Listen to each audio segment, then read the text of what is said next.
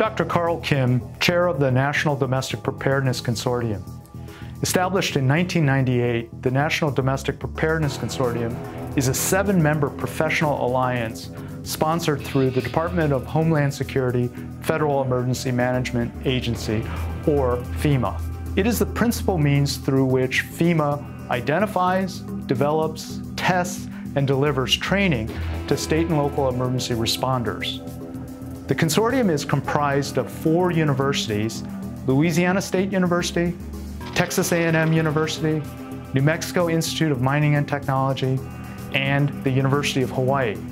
It also includes FEMA's Center for Domestic Preparedness, the U.S. Department of Energy's Center for Radiological and Nuclear Training, and the Transportation Technology Center Incorporated, a subsidiary of the Association of American Railroads.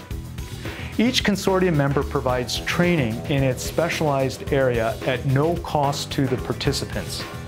Together, we have trained well over 2 million first responders and emergency managers throughout the United States and its territories. In keeping with Presidential Policy Directive 8, the NDPC focuses on 5 mission areas: prevention, protection, mitigation, response, and recovery. Each of these mission areas has a set of core capabilities attached to it, and these 31 core capabilities set the framework for the training developed and delivered by the National Domestic Preparedness Consortium. The training enables us to build and sustain a secure and resilient nation with the capabilities required across the whole community to prevent, protect against, mitigate, respond to, and recover from the threats and hazards that pose the greatest risk. As we have seen in the past few years with wildfires in the western part of the United States, droughts throughout the Midwest, and other major climate and geological events that are occurring around the world, that resilience and the United States' role in building resilience in our communities is absolutely a key thing we must do. I think people often underestimate what the disruption from something that's broken means. The loss of time going to school or a business being down, they may not be personally affected, but they're still indirectly affected. And so the level of preparedness that we put in up front, the steps we take to avoid hazards really have long-term payoffs for people and for communities. And so it is critical that we not only train at the highest level the people that are charged on our campus to make sure that our students are safe, but also to make sure that the enterprise as a whole and the base science research is protected. It has vital importance to the economic well-being and national security of the country. There have been plenty of studies that show that preparedness has a smaller impact on the bottom line than trying to fix what you didn't prepare for after an event happens. And that's the value there right up front. It is cheaper to train, to have people prepared, than to have to rebuild what you weren't prepared for. We've seen a lot of impact from the training that we've done. There's been a number of cases where people have stumbled across a potential bomb-making device and stopped a big tragedy from happening. Those tragedies generally will cost billions of dollars to recover from. So a small amount of money in training preventing a billion-dollar catastrophe is obviously a very good thing. Certainly disasters are going to happen. If they can recover more quickly, if they can get back on their feet,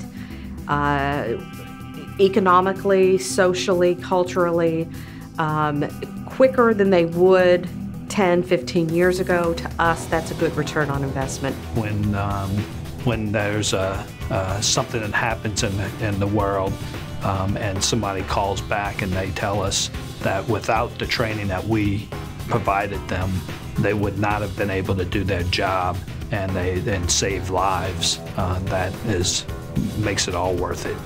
We get messages back from students that say, I finally got the opportunity to come to one of your classes and I got back home and I was able to step into a situation and immediately apply what you gave me, and I made a difference there because of what you did. within a month or two, an incident occurred where there was a tornado came through their community, some sort of a major accident occurred, a natural event, where they were able to put the training that they received at the CDP or any of the NDPC members into actual application, which ended up making their response much better, provided a much safer response to the individuals and protection to their jurisdiction. So I think the keys to all of this is keep close contact with your customer, which is the state and local jurisdictions. Determine what they need and then deliver that back to them with the best possible instructional team that you can find around this nation. But without training, you can't validate individual competencies, collective task skills. So the training is just essential to the nation and to the emergency response community. If you don't pay up front to train your resources, if you don't train your personnel in coordination, in ICS coordination, and to respond together, you waste assets, you waste potentially resources, and you end up possibly losing people. Then the catastrophe ends up being tenfold worse. So if the responders are trained, they'll be able to go home. If they don't go home, nobody goes home. Some of the training environments at the NDPC, such as the Cobra facility, the Noble facility, CTOS, those environments are so realistic that it not only just trains the first responders, but it also gives them confidence in their capabilities of what they're doing because they're doing it in a live environment. We were training people with the Volcano Crisis Awareness course concerning Mount Baker volcano, but within 1 week we had a massive landslide in Oso, Washington, which required the efforts of about 20% of the people who were in that class. And for everything that we're investing in terms of training, whether that's on a state, local, or federal basis, really comes back to us multi-times over in terms of the benefit that we get, whether that's a local response or a response to other mutual aid areas around our state or interstate response out to help our partners. We had responders come from other parts of the state to help out in the southeast part of the state. So they had had all the exact same training. They had had all the ICS training, they had had incident management training, they had had leadership training, and they were able to supplement the local responders whose homes and families had been affected by those tornadoes. And they took 3 of those short teams. One of them was a New York short team, one was a short team from Ohio that had been brought in, and one was a short team from California. And they brought the 3 of them together, and they functioned as a single incident management team.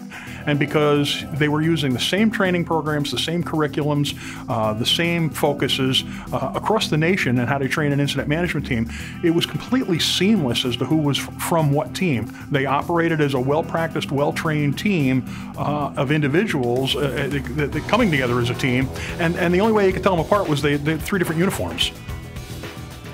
I hope this presentation has given you a better understanding of the critical role the NDPC plays in the building of a secure and resilient nation through training. I invite you to visit our website, ndpc.us, to learn more about the training we provide. Thank you, and aloha.